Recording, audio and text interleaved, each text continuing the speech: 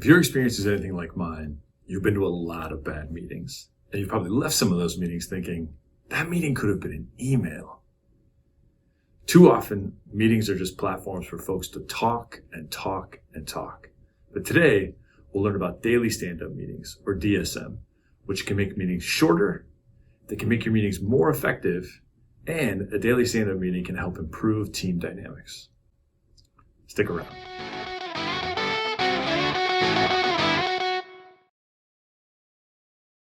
Daily stand-up meetings are pretty easy to execute, but they do take some planning and preparation.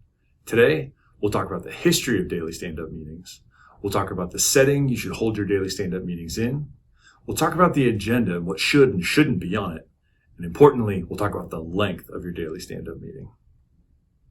The history of daily stand-up meetings can be boiled down really to two different industries. The first is agile software development. When you think of the apps that you use on your phone and your computer, often the companies that are developing those applications are using agile software development. And central to the culture of agile are daily stand-up meetings. The other industry where we see daily stand-up meetings, or as they call them, debriefs, are in what are called high reliability organizations, or HROs.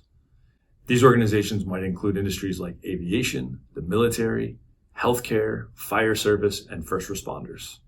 When you think of agile software developers and high reliability organizations, the settings where they perform their work are very, very different.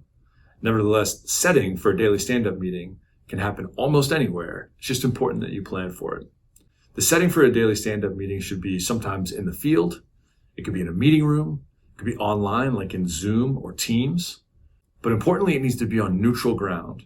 It shouldn't be in somebody's office or in a conference room that's really assigned and controlled by one person. It should be in a place where everybody can stand. And importantly, it's most useful for smaller teams. The larger the team, the harder it is to go through the agenda, and the harder it is for everybody to feel connected while doing so. The agenda itself is fairly simple. There are 4 questions that I've had experience using during daily stand-up meetings. These questions are, what are you working on? What questions do you have for the group? What do you need? And how are you? Answering those 4 questions should be easy.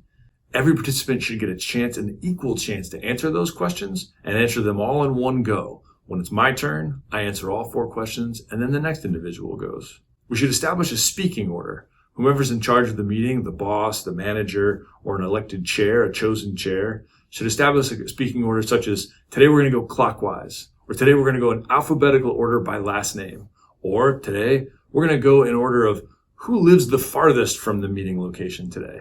And it gives a chance for everybody to break the ice and talk a little bit before the meeting begins. Speaking order is established, and the first individual begins to answer those 4 questions.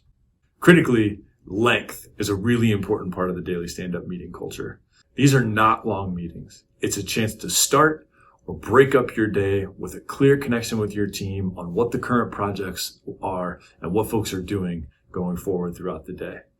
These meetings should really last just 10 to 15 minutes.